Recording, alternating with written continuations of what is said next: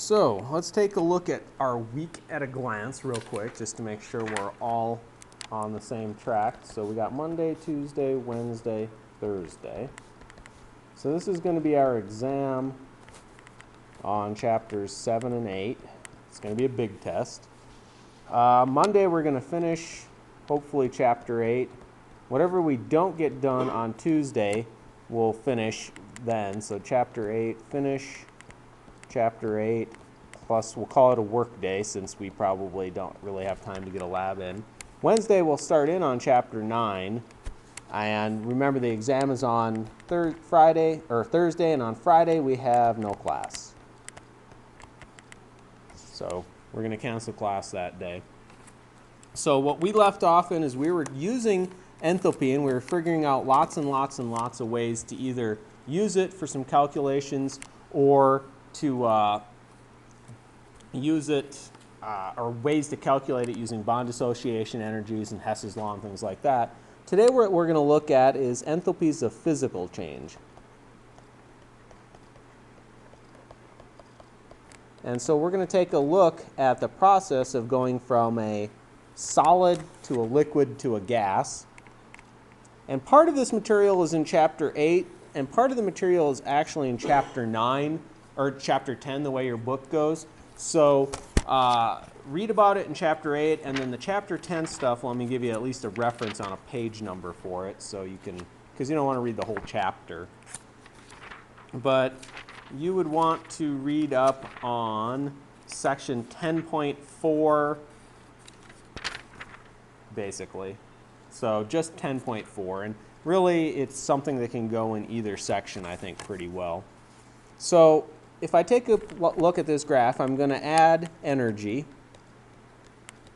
And then on this side, we're going to have temperature. And we'll do it in degrees Celsius.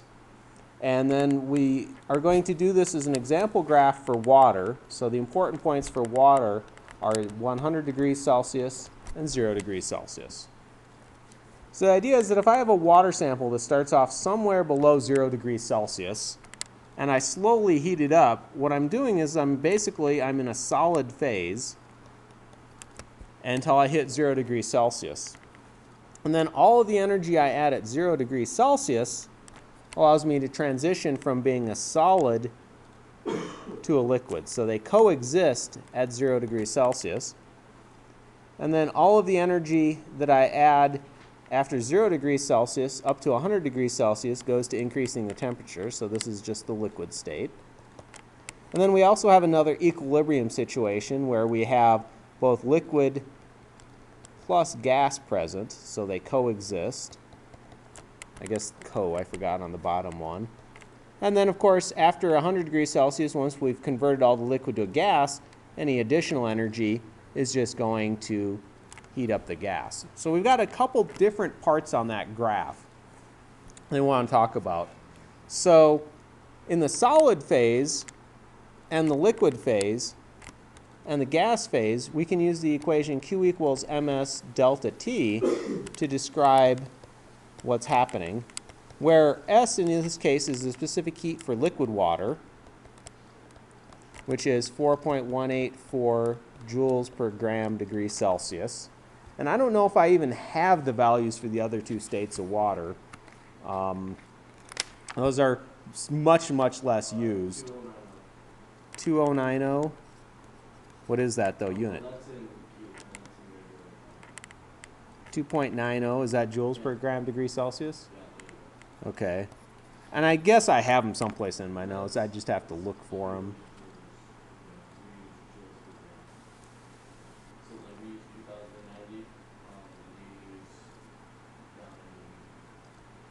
I think it's 2.09. That's what I recall from memory.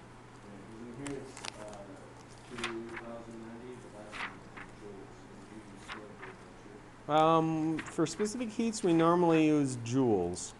For other things, we would use kilojoules. And really, it just sort of depends. Your book, for instance, has both specific heat and molar. Oh, here it is, 2.03. Yeah, 2.03 joules per gram degree Celsius. And I don't know what it is for a gas, so don't worry about that. Oops, I'm sorry. This should be Q equals ms delta T. And in this case, this is 2.03 joules per gram degree Celsius. The major thing I want you to remember is that you don't have to look up those values, but what I want you to realize is that anytime we change temperature, we're going to use Q equals ms delta T. And then at the regions where things coexist, we have another equation, and that's where we're going to use our enthalpy. So for the solid to liquid transition, that's described by delta H of fusion, and so that's called the enthalpy of fusion. And the value that your book uses is, it puts it in moles, so that it is 6.01 kilojoules per mole. So notice our different sets of units. For whatever reason, enthalpies are usually measured in kilojoules per mole. Temperature changes are usually based on grams. So at some point, if you have a question that combines both of those, you're going to be converting back and forth between grams and moles. But we know how to convert between grams and moles, right? That is grams and moles, just molecular weight, right? And then on the other end, if we're just talking about the liquid and the gas where they coexist, we call that delta H of vaporization. Oops, delta H of vape, sorry. And that stands for our enthalpy of vaporization. And that has a value of 40.7 kilojoules per mole. So notice that it's considerably more energy to go from a liquid to a gas than to simply go from a solid to a liquid. And what we're doing really with those delta H's is we're breaking intermolecular forces, and we'll talk about those in chapter 10. That's one of those things that, I don't know, I'd stick it in chapter 7 if I had a choice, but they stick it in chapter 10, so we'll go ahead with that. So I've got my delta H of fusion, which is to go from a solid to a liquid, and I've got my delta H of vaporization, which allows me to go from a liquid to a gas. And the equation we use then is simply Q equals the number of moles times delta H. And so same equation, Q equals moles times the appropriate delta H value. So we can calculate the amount of energy required to go between solid, liquid, and gas, and we can also calculate the amount of energy to simply change the temperature of a solid, liquid, or gas using those two equations. So a change in temperature is going to be Q equals ms delta T, and a change in phase is Q equals delta H of whatever phase change that is times the number of moles. So let's go ahead and take a look at an example of that. Let's see. Oh, I don't want that one. I don't want that one. So how much energy is required to heat 150.0 grams of ice at 0 degrees Celsius to steam at 100 degrees Celsius? And we're not going to worry about sig figs too much. I suppose I should put in a bunch of extra 0.0s and various things like that. So realize that I've got three processes occurring. And there's two ways you can do it. I mean, we can kind of take a look at our picture. Notice that we said we start at gas at 0 degrees Celsius, or solid at 0 degrees Celsius, and then I go to liquid. So the first thing I have to do is melt my ice. Then once I'm at a liquid, I heat my ice up to 100, or my liquid up to 100 degrees Celsius. And then the last step is I need to convert it to a solid. So I've got three steps. 1, 2, 3. And so if I take a look at my first step, that's going from ice at 0 degrees Celsius to water at 0 degrees Celsius, or really that's going from a solid to a liquid. So I'm going to use delta H Q equals delta HM. And for the second step, I'm taking my water at 0 degrees Celsius to water at 100 degrees Celsius. So that's from a liquid to a liquid. That's just increasing the temperature. So I use Q equals ms delta T. And for the third step, I'm going from a liquid at 100 degrees Celsius to a gas at 100 degrees Celsius. And so again, that's a phase change. That's Q equals delta H, in this case of vaporization, times M. So I've got three different equations that I have to do together. And then of course the total amount of energy is simply the sum. So if I go ahead and do those, step 1 is 150 grams of ice, or water. And we know that 1 mole is 18.01 grams. And we know that there's 6.01 kilojoules per mole of H2O. And then I left that in kilojoules, so I say 50.1 kilojoules. For the second step, I take my 150 grams of H2O. And so here's my molarity part, and here's my delta H. In this case, I don't need to do that. I just need MS, 4.184, whoops, joules per gram degree Celsius. And then 100 degrees Celsius is my temperature change. And I'm going to add one more thing into my Q equals ms delta T. I want to convert to kilojoules simply because I want both of my sets of energy units to be the same, so 62.8 kilojoules. And then the third step is very same as the first step. It's 150 grams of H2O. 1 mole is 18.01 grams. And here I use delta H of vaporization instead of fusion. And I get that is 40.7 kilojoules per mole. Plug that in and I get 339 kilojoules. I add them all up and I get 451.9 kilojoules. And again, J ignored significant figures, so who knows what we're doing. Notice that the vast majority of the energy is actually converting it from a liquid to a gas.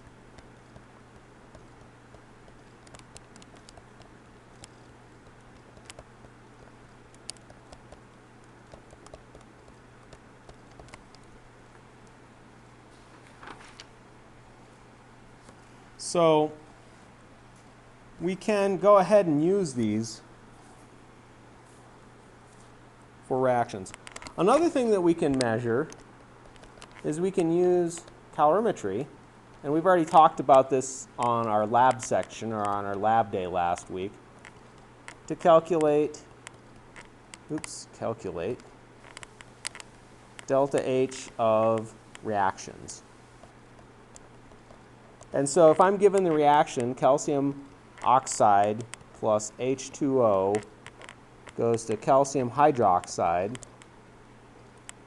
and I know that I have 1.045 grams of calcium oxide. I know that I have 50 milliliters of H2O, and I know that the temperature change, so delta T goes from 25.0 degrees Celsius to 32.3 degrees Celsius. And I want to know, calculate delta H of reaction. So what is the amount of energy per mole I have? Well, notice that I've got two compounds here. I've got calcium oxide and I've got H2O. That means that what I really have to do is calculate the limiting reactant. Or what I'm going to do is I'm going to take grams of reactant 1 and I'm going to convert to kilojoules. And I'm going to take milliliters of reactant 2 and also convert that to kilojoules. And whichever one provides the least amount is our equation. So, actually, wait. Oh.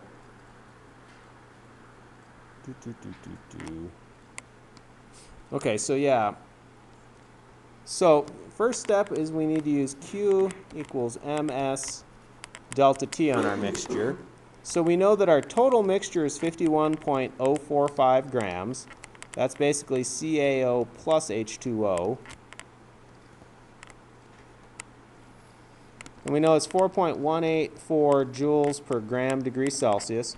Now here we're assuming that it's mostly water, which is a fair assumption. We probably have a large excess of water for this reaction.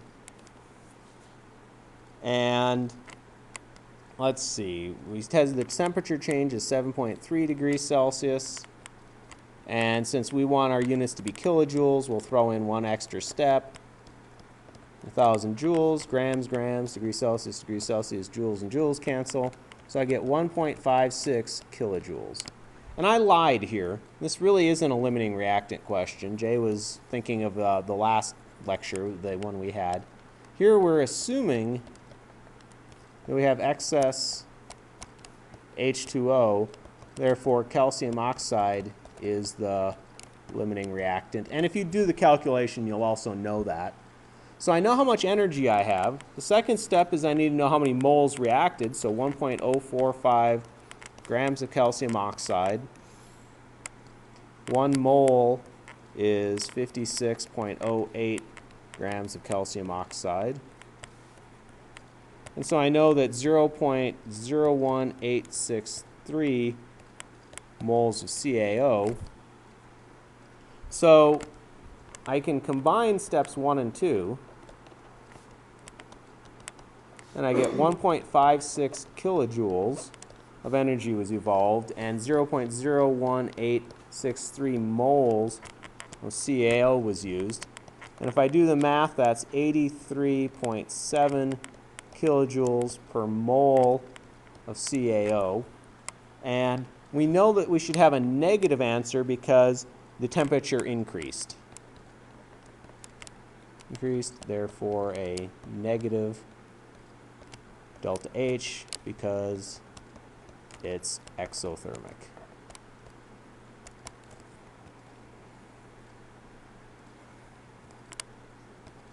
So we can use our delta H values for, doing phase changes and calculating the amount of energy that's required. We can also use or calculate delta H changes using Q equals ms delta T. Let's see, a couple other pieces of information we need to add. And this is weird, this is kind of going back a little out of order, but if we go to this previous graph, what we want to focus on is those phase changes. And so we've got a series of 6 phase changes that we can talk about. We can talk about the solid and liquid, we can talk about liquid and gas, and then the one that's hard to picture on that is if we go directly from a solid to a gas. And you guys probably know all of the names for these. So if I go between a solid and a liquid, so notice the double arrows mean it's an equilibrium. Means that both coexist at the same time. Now, some of them are common sense. For instance, if I go from a solid to a liquid, what do we call that? What? Solid to a liquid? Liquid to a solid is fusion. We usually call this freezing. If we're going from a liquid to a solid going to a liquid is melting. We call this delta H of fusion to describe that process, right? And then the sign of delta H depends on whether we're going from a solid to a liquid. That requires energy, so that'd be a plus sign, right? And if we go from a liquid to a solid, then we have a minus sign because we have to remove energy from the system. What if I go between liquid and gas?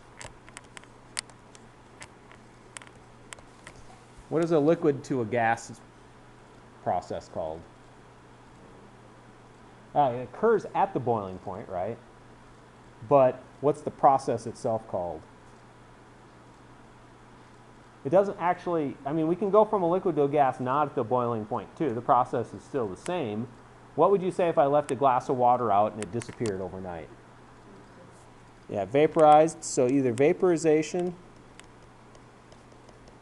or evaporation. You guys know the opposite process? A gas going to a liquid? Yeah, condensation. The one I always like to think for that is if I'm taking a hot, steamy shower, my mirror gets condensed on. You know, the water condenses on the mirror. Usually people remember that. And then the one that's a little strange is we can actually go between a liquid, or I'm sorry, a liquid, a solid and a gas. And probably the best example of that is dry ice, which is just carbon dioxide. And we'll learn more about this in chapter 10. Chapter 10, why did I put a 12 down? Heck if I know.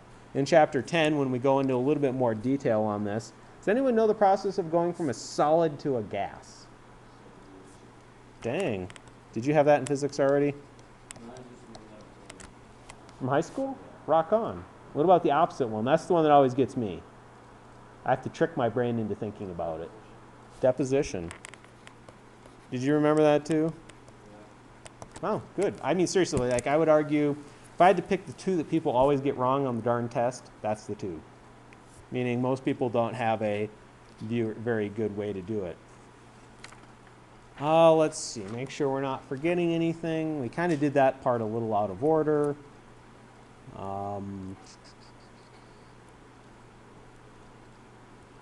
Okay, so let's see. I think we did that. We did that. Yep, looks lovely to me.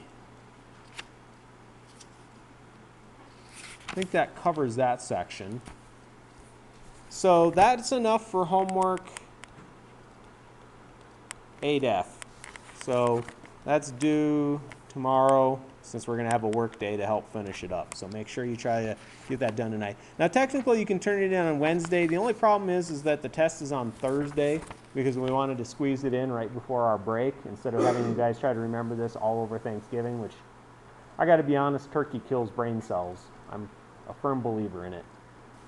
I mean, look how dumb turkeys are. So the last thing we want to talk about is a little bit about thermodynamics and entropy. And so the question we're really asking ourselves is, what makes a reaction spontaneous?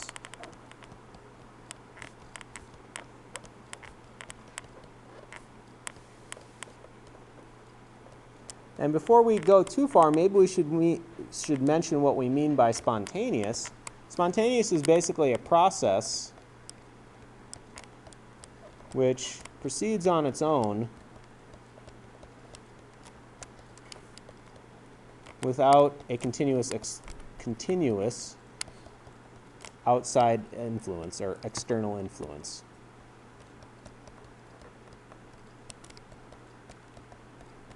A good example of things that I would consider spontaneous from a physical perspective is rocks roll downhill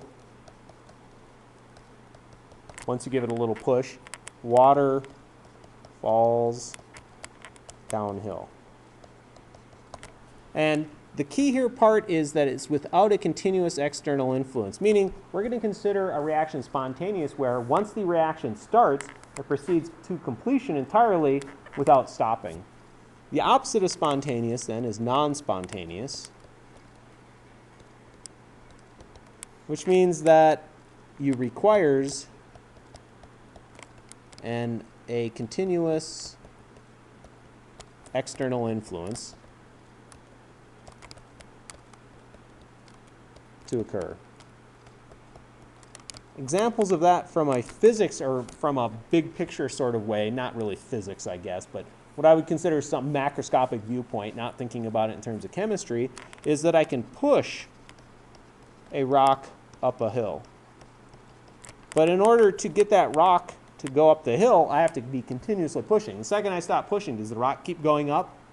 No. In fact, if I stop pushing and step out of the way, the rock just goes right on back down, right? Another example would be that you can pump water up a hill. So from chemistry, what that means is that for that reaction to occur, we have to have a continuous outside influence, either heating it with a Bunsen burner, or we're going to learn that in electrochemistry a lot of times we can use an electrical current to force that reaction. Now, the non-spontaneous reactions, we won't actually deal with those until we get to electrochemistry way late second semester. So there's two factors that go for this.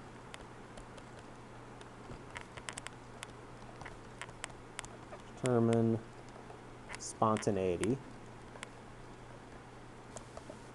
The first one is enthalpy.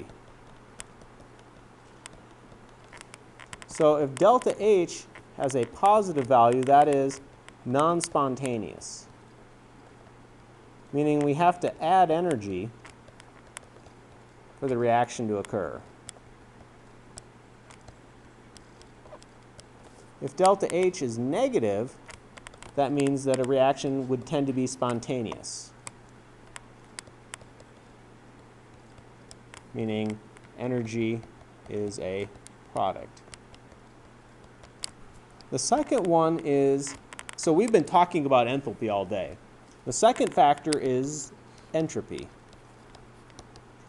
Now, since that's new, we'll go ahead and define it a little bit more. Entropy has the symbol delta S, and it's basically a measure of the randomness of a system. Randomness or disorder in a system.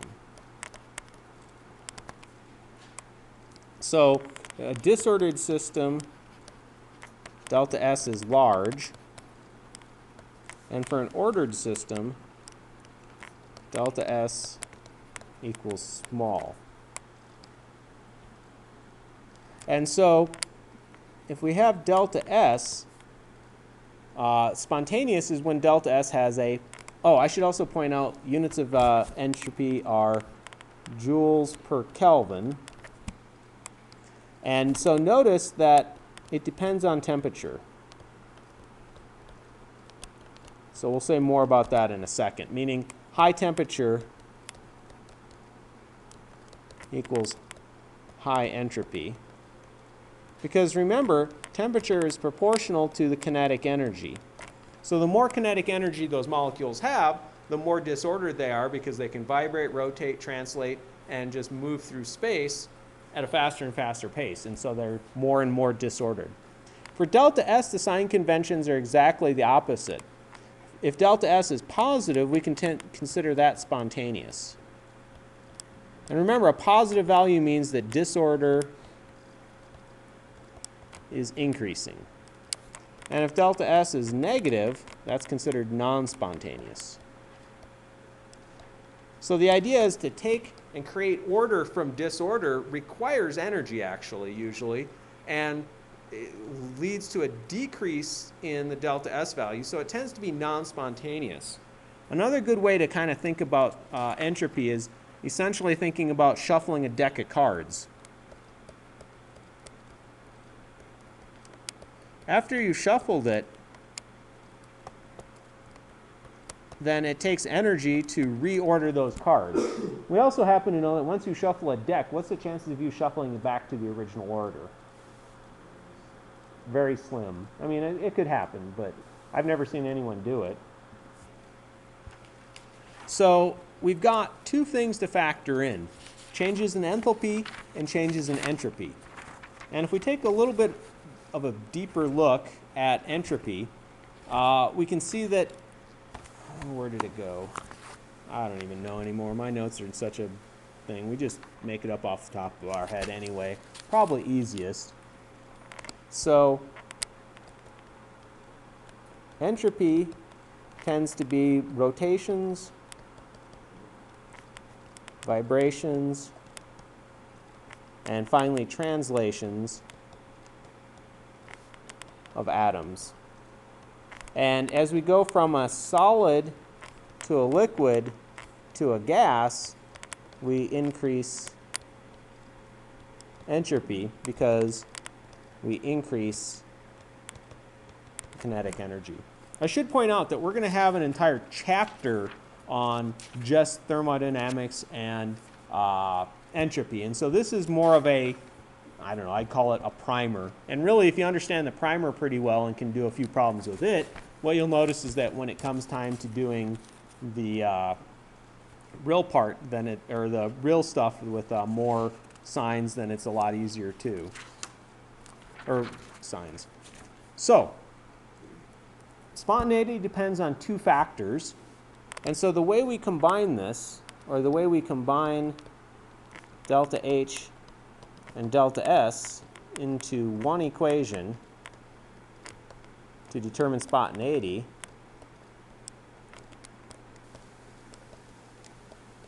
is what's called Gibbs free energy.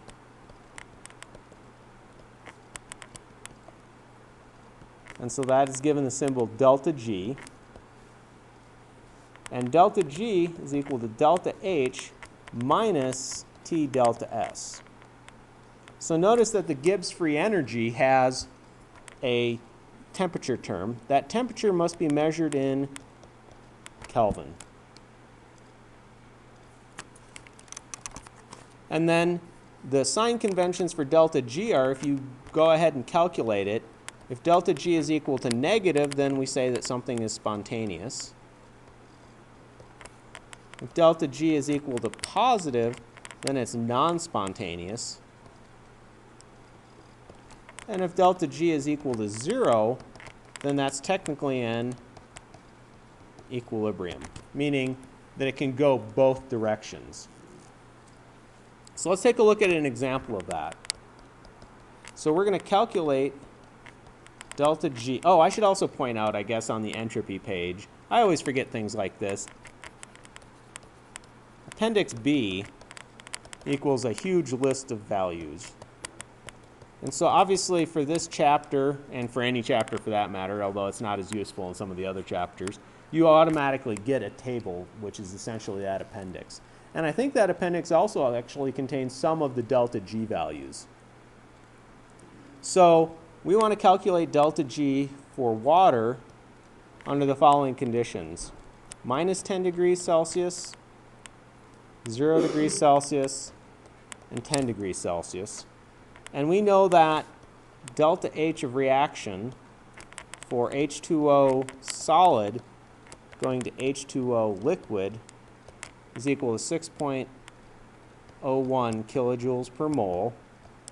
And we know that delta S for this process is equal to 0.0220 kilojoules per Kelvin mole. So notice that there is this temperature dependence on it.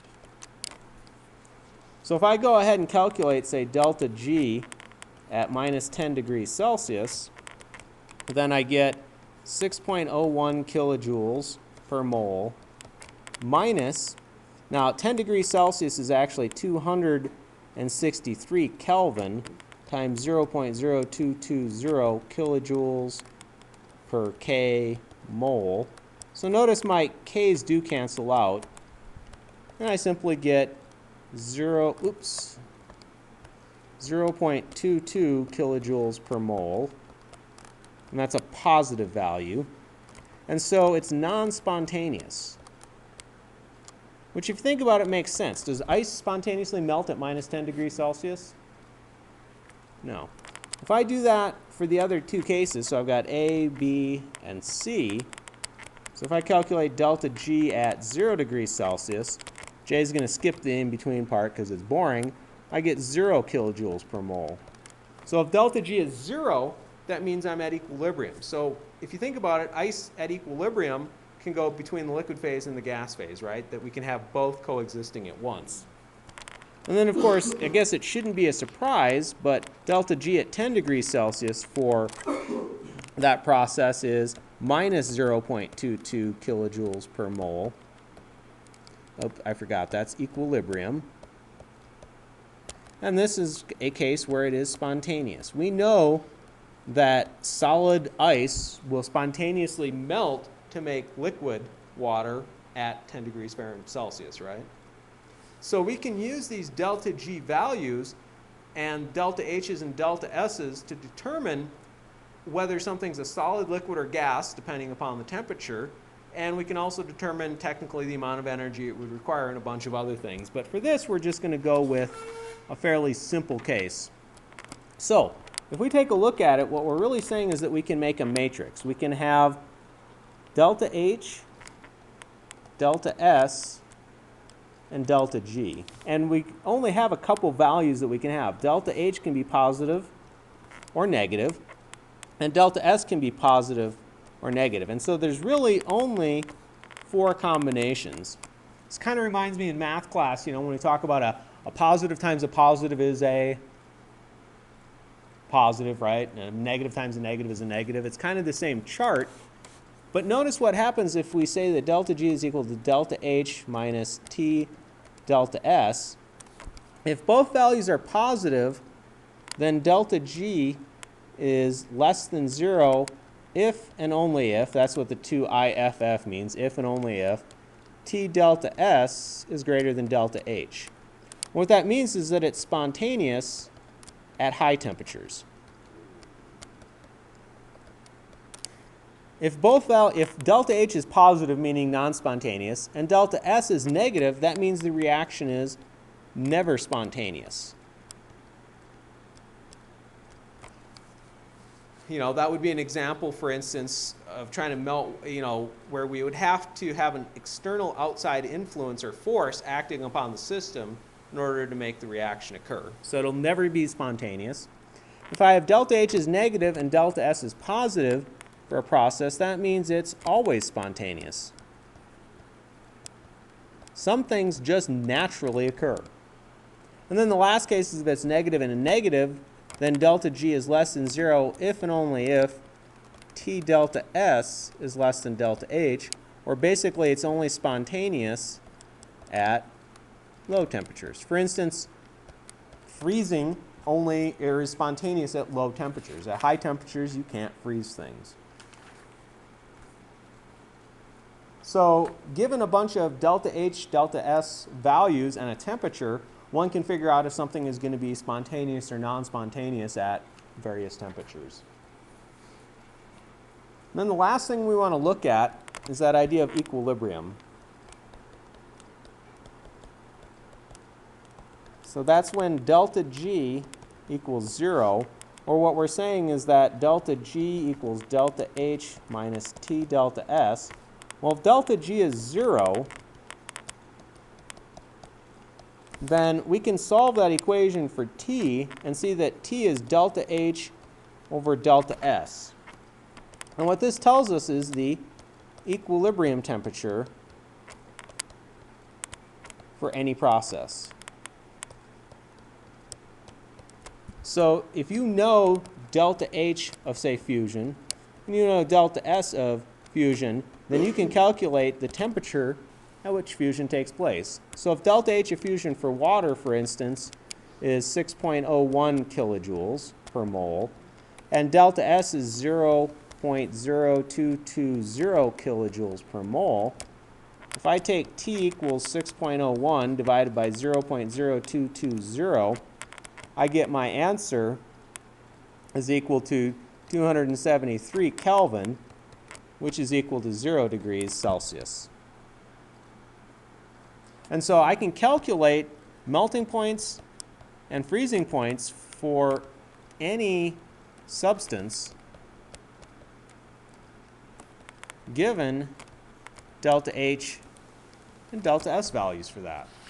So I think it's pretty cool that with a table that's just got a bunch of values in it, you can tell whether something's going to be spontaneous or non-spontaneous, and you can tell at what temperatures it's going to occur, and you can also tell at what temperature it's at an equilibrium point. So to a certain extent, that table in the back of the book, that Appendix B, does and allows you to figure out just about everything you would want to know about the energetics for a chemical reaction. To me, that's pretty darn amazing. And I guess I talked faster than normal. You guys asked less questions than normal. Arguably, you never ask questions, so that's, I guess, normal. And so I guess we're done. I'm going to leave you with one last thing, though. I'm going to play you a video. And this is more from chapter 5 and 6, but I didn't know about it back when we did chapter 5 and 6 on quantum mechanics. And I guess technically quantum mechanics is chapter 5. And this is just a little video on wave-particle duality. So one of the things we had said or talked about is that a wave can be a particle, or a wave can be, or I'm sorry, a wave. An electron can be a particle, or an electron can be a wave. Well, it turns out that they've made up a system whereby, if the quantum theorists are correct, where they've made a system where it's a macroscopic system made of a silicon layer that is hydrophobic, meaning it doesn't want to interact with water, and little water droplets. Now what happens is the water droplet hits that silicon layer and it just bounces in place. And then the waves affect the motion of the particle bouncing in place, and so you've got a system where something that's behaving like a wave and something that's behaving like a particle are coexisting at once, kind of like an electron wave particle duality. And it mimics a lot of the things that we say about quantum mechanics without actually being quantum mechanical in nature. But the nice part about it is that we can actually visually see that interaction between waves and particles. And so I think it was kind of an interesting little video. It's only like about a 4-minute clip that sort of links up the concepts of wave-particle duality without really having to look at it at a quantum mechanical scale. So I'm just going to sit and play that, and then we'll be done for the day. I wish I had found it back when your class was doing it, but we will never understand the fundamental level of the universe. Our hopes of finding an ultimate theory will fail, and the human race will hit a roadblock it can't break through. But what if they're wrong? What if the truth about what happens deep inside you, me, and everything else in the universe is there, if we're willing to look for it? For most of the 20th century, scientists believed quantum physics could not be explained, that we would just have to accept that we'll never know why things behave as they do down at the deepest levels of existence. But now, a growing band of rebel scientists thinks there may be a logical explanation for quantum weirdness after all, and new hope for revealing the ultimate truth of our universe. The trail begins here, with a drop of silicon. In his Paris laboratory, physicist Yves Coudet and his team conduct an amazing series of experiments. They are observing the behavior of silicon droplets bouncing in lockstep on a vibrating plate. The liquid of the drop never touches the liquid of the substrate, so they're always separated by air film. And in fact, this is stable. You can keep the drop bouncing on the liquid surface for several days if you wish. Using a camera that shoots 1,000 frames per second, Coudet has discovered that these droplets mimic behavior seen in the quantum world. And that shouldn't be possible, because the quantum world and the large-scale world play by two different sets of rules.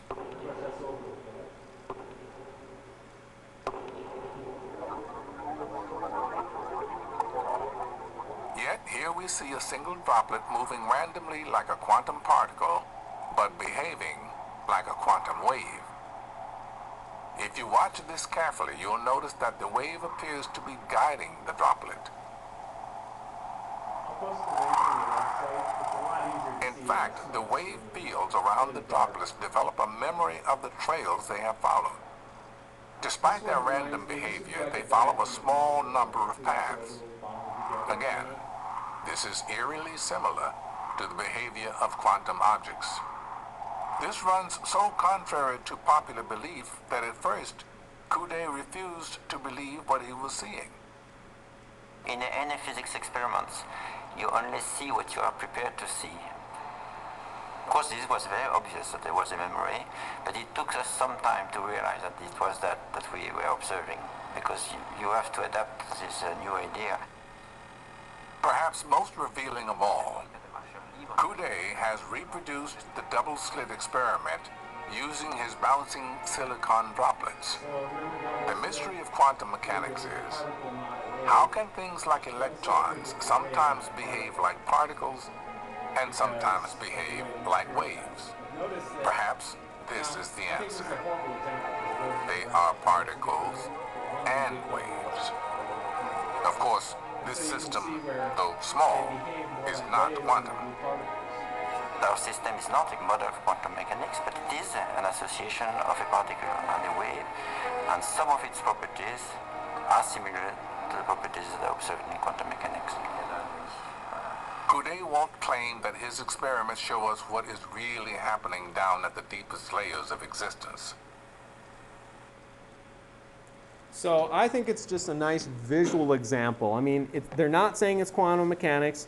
They're just saying that it's a particle and a wave somehow interacting with each other or behaving kind of like they're a little bit of both. And so, to me, it's a nice visual idea. It gives you a little bit of maybe visualization that you can kind of put behind that quantum mechanic wave-particle duality. Where's my little off button?